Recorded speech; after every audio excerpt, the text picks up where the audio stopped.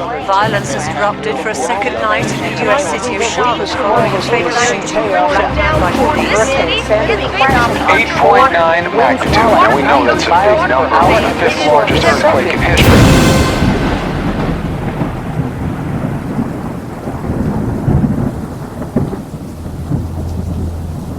On page 33 of early writings is given the following. At the commencement of the time of trouble, we were filled with the Holy Ghost as we went forth and proclaimed the Sabbath more fully.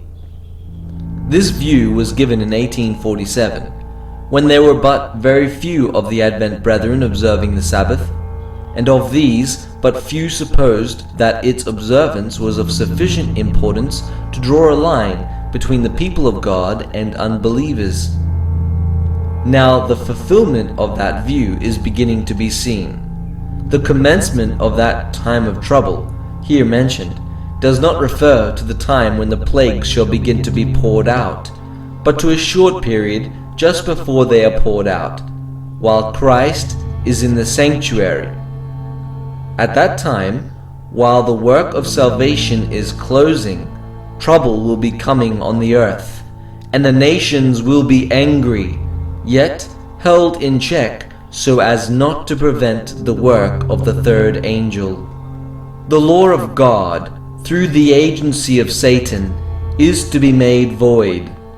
In our land of boasted freedom, religious liberty will come to an end.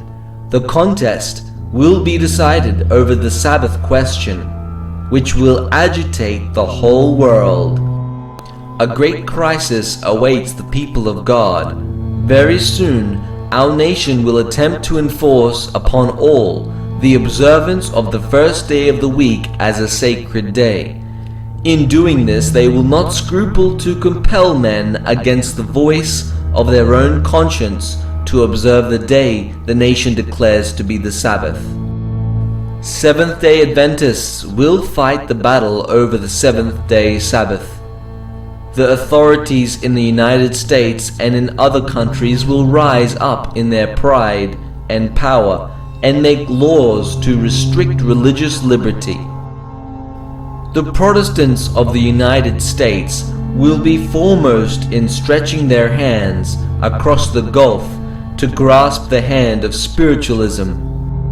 They will reach over the abyss to clasp hands with the Roman power, and under the influence of this threefold union, this country will follow in the steps of Rome in trampling on the rights of conscience. All who will not bow to the decree of the national councils and obey the national laws to exalt the Sabbath instituted by the man of sin, to the disregard of God's holy day, will feel not the oppressive power of popery alone, but of the Protestant world, the image of the beast. Those religious bodies who refuse to hear God's messages of warning will be under strong deception and will unite with the civil power to persecute the saints. The Protestant churches will unite with the papal power in persecuting the commandment-keeping people of God. The lamb-like power unites with the dragon in making war upon those who keep the commandments of God and have the testimony of Jesus Christ. The church appeals to the strong arm of civil power, and in this work, papists and Protestants unite. Those who live during the last days of this earth's history will know what it means to be persecuted for the truth's sake. In the courts, injustice will prevail. The judges will refuse to listen to the reasons of those who are loyal to the commandments of God, because they know the arguments in favor of the fourth commandment are unanswerable. They will say, "We have a law, and by our law he ought to die." God's law is nothing to them. Our law with them is supreme. Those who respect this human law will be favored, but those who will not bow to the idol Sabbath have no favors shown them. In cases where we are brought before the courts, we are to give up our rights unless it brings us in collision with God. It is not our rights we are pleading for, but God's right to our service.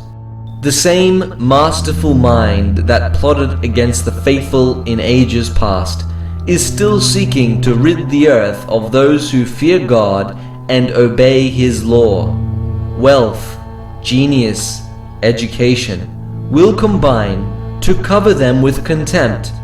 Persecuting rulers, ministers, and church members will conspire against them with voice and pen. By boasts, threats, and ridicule, they will seek to overthrow their faith. There will come a time when, because of our advocacy of Bible truth, we shall be treated as traitors. Those who honor the Bible Sabbath will be denounced as enemies of law and order, as breaking down the moral restraints of society, causing anarchy and corruption, and calling down the judgments of God upon the earth. Their conscientious scruples will be pronounced obstinacy, stubbornness, and contempt of authority. They will be accused of disaffection toward the government. All who in that evil day would fearlessly serve God according to the dictates of conscience will need courage, firmness, and a knowledge of God and His Word, for those who are true to God will be persecuted. Their motives will be impugned, their best efforts misinterpreted, and their names cast out as evil. The persecutions of Protestants by Romanism, by which the religion of Jesus Christ was almost annihilated, will be more than rivaled when Protestantism and Popery are combined. Satan has 1,000 masked batteries which will be opened upon the loyal, commandment-keeping people of God to compel them to violate their conscience. We need not be surprised at anything that may take place now. We need not marvel at any developments of horror. Those who trample under their unholy feet the law of God have the same spirit as had the men who insulted and betrayed Jesus.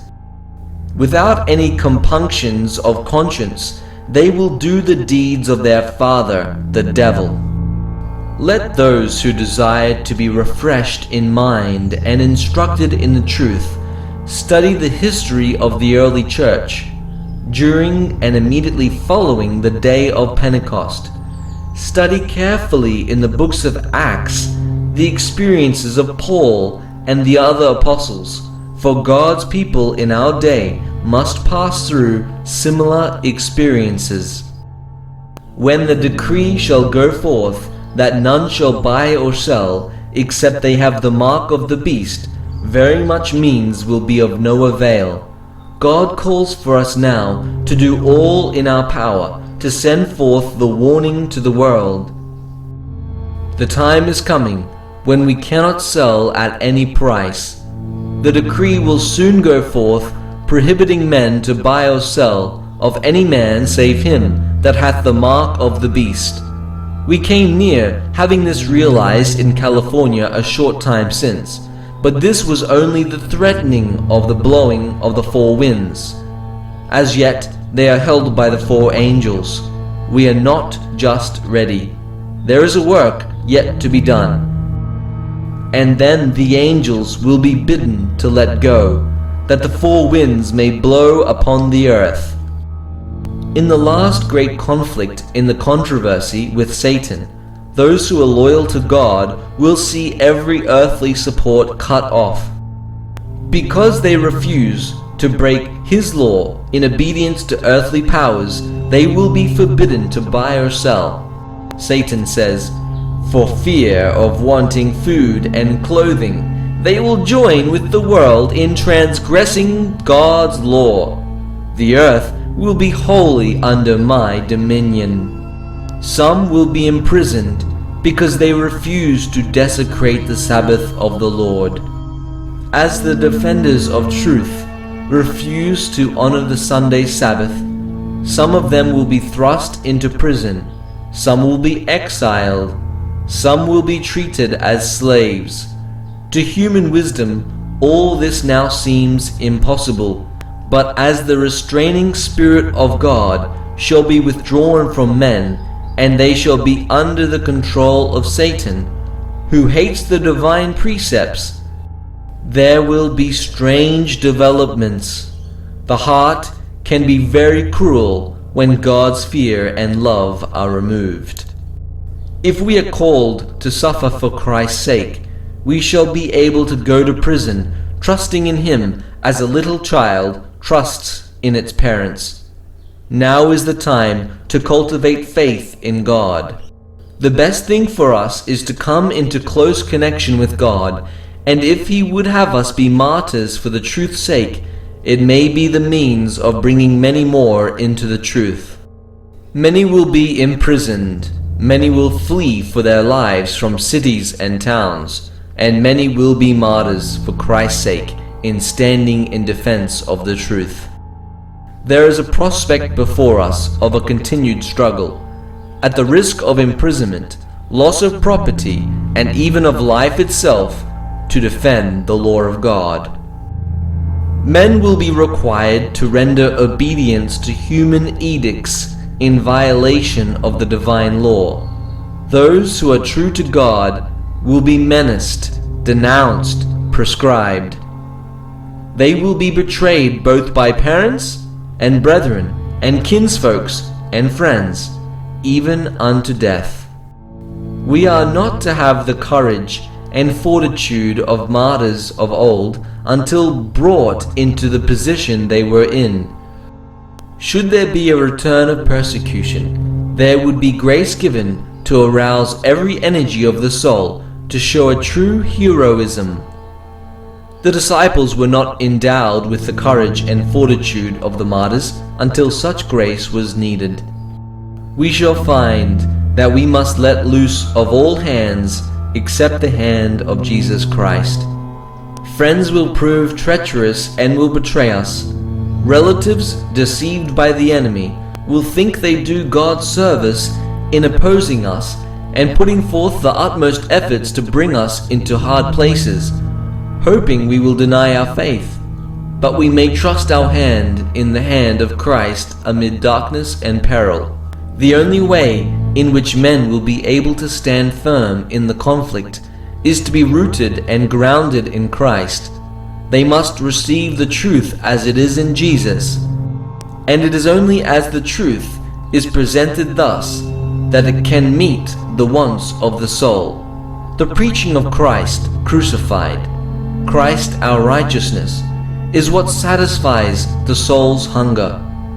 When we secure the interest of the people in this great central truth, faith and hope and courage come to the heart. Many, because of their faith, will be cut off from house and heritage here. But if they will give their hearts to Christ, receiving the message of His grace, and resting upon the substitute and surety, even the Son of God, they may still be filled with joy. As enmity is aroused in various places against those who observe the Sabbath of the Lord, it may be necessary for God's people to move from those places to places where they will not be so bitterly opposed. God does not require His children to remain where, by the course of wicked men, their influence is made of no effect and their lives endangered. When liberty and life are imperiled, it is not merely our privilege, it is our positive duty to go to places where the people are willing to hear the word of life and where the opportunities for preaching the word will be more favorable. The time is soon coming when God's people, because of persecution, will be scattered in many countries. Those who have received an all-round education will have the advantage where they are. When the storm of persecution really breaks upon us, the true sheep will hear the true shepherd's voice. Self-denying efforts will be put forth to save the lost. And many who have strayed from the fold will come back to follow the great shepherd. The people of God will draw together and present to the enemy a united front. In the view of the common peril, strife for supremacy will cease. There will be no disputing as to who shall be accounted greatest. From time to time, the Lord has made known his manner of working. He is mindful of what is passing upon the earth, and when a crisis has come, he has revealed himself and has interposed to hinder the working of Satan's plans. He has often permitted matters with nations, with families, and with individuals to come to a crisis that his interference might become marked. Then he has let the fact be known that there was a God in Israel who would sustain and vindicate his people. When the defiance of the law of Jehovah shall be almost universal, when his people shall be pressed in affliction by their fellow men, God will interpose. The fervent prayers of his people will be answered, for he loves to have his people seek him with all their heart and depend upon him as their deliverer. For a time, the oppressors will be permitted to triumph over those who know God's holy commandments. To the last, God permits Satan to reveal his character as a liar, an accuser, and a murderer. Thus, the final triumph of his people is made more marked, more glorious, more full and complete. Soon there is to be trouble all over the world. It becomes everyone to seek to know God. We have no time to delay. God's love for his church is infinite. His care over his heritage is unceasing. He suffers no affliction to come upon the church, but such as is essential for her purification, her present and eternal good. He will purify his church, even as he purified the temple at the beginning and close of his ministry on earth. All that he brings upon the church in test and trial comes that his people may gain deeper piety and more strength to carry the triumphs of the cross to all parts of the world. Afflictions, crosses, temptations, adversity, and our varied trials are God's workmen to refine us, sanctify us, and fit us for the heavenly Ghana.